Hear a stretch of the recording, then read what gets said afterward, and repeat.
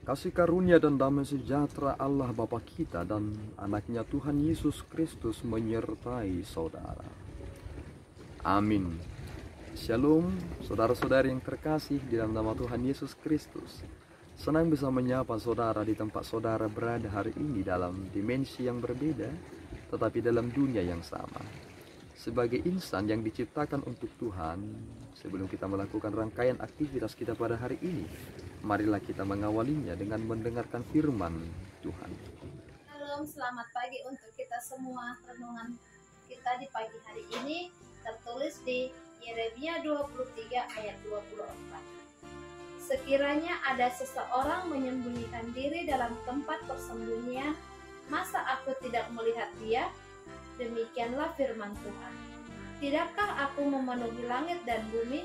Demikianlah firman Tuhan. Shalom, selamat pagi. Saudara-saudari yang terkasih di dalam nama Tuhan Yesus Kristus, adakah tempat persembunyian yang aman di dunia ini? Itu mengapa kita harus menyadari satu hal, tidak ada kesalahan atau tindakan kriminal yang tercipta dengan sempurna. Semuanya akan terbongkar pada waktunya. Tidak ada tempat persembunyian bagi kita. Dan itu mengapa kita harus menyadari satu hal ketika Rasul Paulus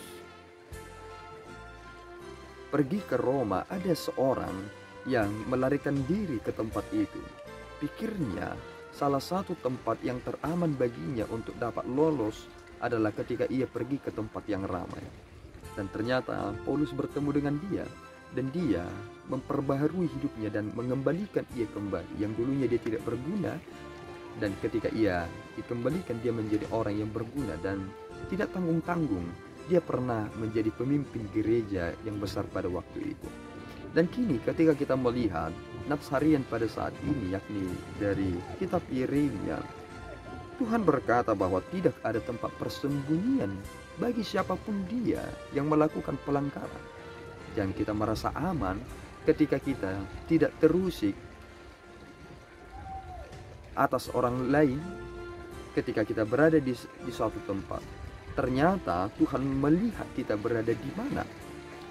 Menarik ucapan dari Agustinus yang pernah berkata bahwa ketika kita berkata Tuhan itu ada di mana-mana, ternyata kita menyadari satu hal, bahwa Allah itu menjaga kita di tempat kita dimanapun itu berada.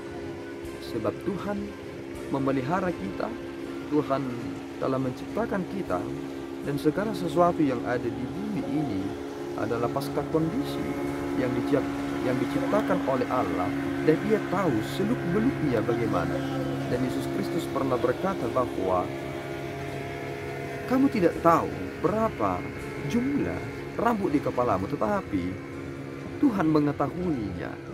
Dan kita harus menyadari satu hal, memang kita harus takut kepada Tuhan. Ini yang terpenting. Kita terkadang lupa satu hal, apa yang menjadi tugas dan tanggung jawab kita. Yang terpenting bagi saudara adalah takutlah akan Dia.